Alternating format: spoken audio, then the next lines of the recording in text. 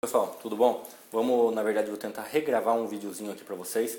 A gente fez um videozinho no começo do canal, né?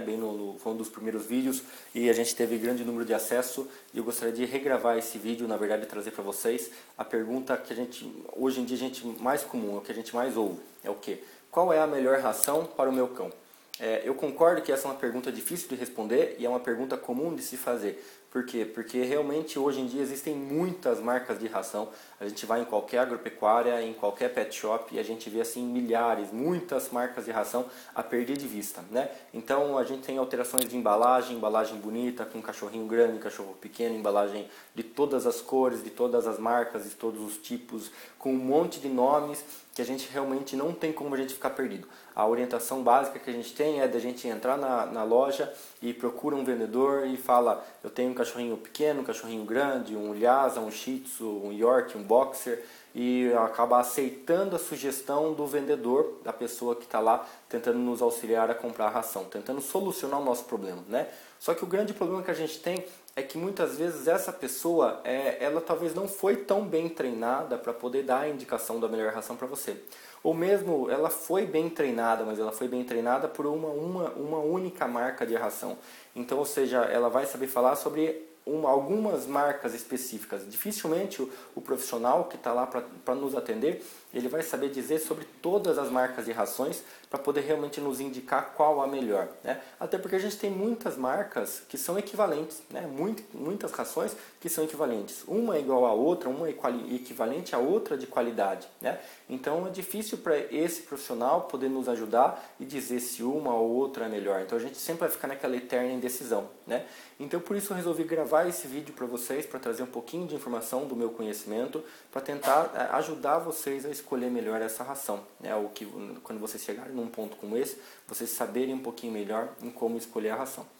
Primeiramente, eu não gostaria de fazer propaganda de empresa nenhuma, até eu acredito que seria desleal da minha parte, porque são muitas empresas de ração, eu não conheço nenhuma assim tão especificamente a fundo. As rações que eu conheço são as rações que estão mais antigas no mercado, as rações que têm mais tradição no mercado, porque são rações que eu já tenho acompanhado algum trabalho dessas rações no dia a dia, né? Então eu tenho pacientes que utilizam várias rações, cada paciente com uma ração, e eu consigo acompanhar esse paciente para mim saber se esse paciente realmente está tudo ok com ele ou não, existe algum aspecto, alguma alteração de saúde para ele ou não, né? Então, baseado em cima disso, dessas respostas que eu tenho desses animais, dos meus pacientes, é que eu procuro tentar trazer para vocês uma estimativa das rações que eu acredito que são interessantes ou não, tá? Não quero citar nomes, eu quero ensinar para vocês a ter uma visão crítica e questionar realmente o interesse desse profissional em nos vender a ração, né? Saber se realmente ele foi treinado por uma única espécie, uma única marca, né?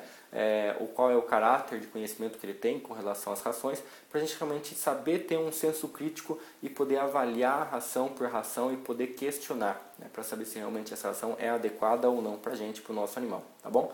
Então, assim, o principal parâmetro que a gente precisa avaliar é, olhando no verso da embalagem, a gente notar aonde vem escrito lá ingredientes. Dá uma olhada na base dos ingredientes. Eu sei que ninguém aqui é nutricionista, ninguém aqui tem formação na parte de nutrição, mas assim, a grosso modo, a gente consegue avaliar que existem alguns ingredientes que são melhores do que outros. Então vocês vão ver que claramente que a proteína da carne do frango, ela é superior ao simplesmente a farelo de vísceras de frango, né? E é exatamente isso que vocês vão notar lá no verso dessa embalagem. A gente vai conseguir ver que a proteína da carne bovina, ela é superior a quando vem escrito lá farinha de farelo de carne, farelo de osso, né? Então é diferente, então vocês conseguem perceber isso. Então assim, é exatamente isso que vocês vão notar no verso dessa embalagem. E aí, quando vocês olharem duas rações e ficar um pouco em dúvida, dá uma avaliada no verso dessa embalagem para ver quais são os ingredientes que contém essa ração, né? Além dos ingredientes que a gente avalia, é o primeiro ponto que eu quero que vocês avaliem, tá? A gente tem o segundo ponto que a gente precisa avaliar, que é qual? Onde vem escrito logo abaixo, vem escrito eventuais substitutivos. Os eventuais substitutivos são aqueles ingredientes em que, quando faltam daqueles componentes principais da ração, onde vem composição, quando faltam daqueles componentes, ele automaticamente pode ser substituído por esses eventuais substitutivos. Ou seja, lá na composição da ração vem marcado lá farinha de milho, farelo de milho, proteína de milho, óleo de milho, coisas nesse sentido. E quando você olha embaixo nos eventuais substitutivos, vem escrito farinha de soja, farelo de soja, proteína da soja ou coisa nesse sentido. Ou seja, no caso de uma falta de milho ou o milho esteja com um valor muito alto no mercado, a fábrica tem a possibilidade de alternar a utilização do milho pela soja ou vice-versa, né? Então, assim, sempre quando uma ração tiver uma lista muito grande de eventuais substitutivos, ou se a lista de composição é uma lista com composição boa e a lista de eventuais substitutivos é uma lista com ingredientes de baixa qualidade, então a gente coloca em questão um questionamento realmente com relação à qualidade dessa ração, tá? Eu prefiro buscar uma ração de um pouco melhor qualidade, que seja um pouquinho mais homogênea, tenha qualidade tanto nos eventuais substitutivos quanto na composição da ração, tá? Esse é o segundo aspecto a ser avaliado.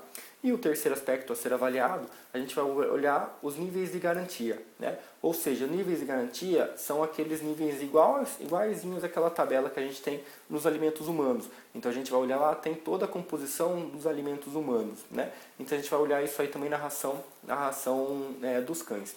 Os aspectos principais que a gente acaba avaliando na verdade, a proteína bruta que vem marcado lá, né? Ou seja, uma ração com baixa proteína bruta, ela acaba sendo um pouquinho pior de uma ração com um pouco mais de proteína bruta. Mas, ao mesmo tempo, uma ração com alta proteína bruta também não é tão adequada. A gente depende daí da situação do animal, né? Existem animais com boa metabolização dessa ração, que vai poder realmente utilizar uma ração de alta proteína bruta ou não. Existem animais, por exemplo, animais que têm algumas alterações a nível renal e hepático, elas tendem a não conseguir metabolizar tão bem um valor tão alto de proteína bruta, ou seja, acabaria sendo prejudicial uma ração com alta quantidade de proteína bruta para um animal como esse.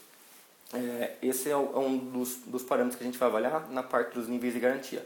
Outro aspecto interessante é a gente avaliar o extrato etéreo. O extrato etéreo nada mais é do que a quantidade de gordura que tem nessa ração. Ou seja, uma ração com uma quantidade muito alta de extrato etéreo acaba sendo uma ração não tão adequada. Uma ração com valor mais baixo seria um pouco mais adequado. Não necessariamente, eu não vou citar aqui para vocês o número exato para vocês do que vocês vão ter que avaliar. Mas assim, faça a comparação. Já que tem várias empresas de ração, faça a comparação entre uma e outra. Busque aquela que melhor se adequa à sua realidade. Se é um animal que pratica mais exercício, um animal que não pratica tanto exercício, se você já realizou o check-up do seu animal, se o seu animal realmente está tudo ok com ele na parte renal, parte hepática. Então assim, busque também o auxílio, além de escolher essa ração baseada na comparação, avaliando esses parâmetros que eu estou informando, pergunte ao seu veterinário qual é a situação atual do seu cão. Seu cão está realmente saudável? Seu cão realmente pratica muito exercício físico ou não pratica exercício físico? Existe alguma lesão a nível intestinal, a nível gástrico, a nível renal ou hepático? Sim ou não? Em caso de animais que existem algumas alterações nesses órgãos, aí o seu veterinário é que fica encarregado de poder passar uma ração específica para ele, tá? Num caso como esse, você não leva em consideração nada do que eu falei. Você vai fornecer a alimentação que foi informada pelo seu veterinário, tá ok? No casos gerais, né, um caso do animal saudável, tudo ok com ele, a gente se dá o luxo de fazer essa avaliação dessa ração através desses parâmetros que eu informei para vocês. Tá bom, gente? Um outro detalhe que o pessoal perguntou muito pra gente, eu vou deixar aqui mais por cima, no e-book que a gente escreveu, que está lá no nosso site. Você baixa lá o e-book, você vai dar uma lida, eu comentei mais a fundo a respeito desse assunto, tá? É a respeito da alimentação caseira. Quando que a alimentação caseira pode ou não pode, tá? Então, assim, hoje em dia existem uma qualidade boa também da alimentação caseira para ser fornecido na alimentação dos cães, tá? Só que, infelizmente, eu não tenho conhecimento tão profundo para me informar para vocês aqui uma dieta básica para vocês fazerem em casa, tá?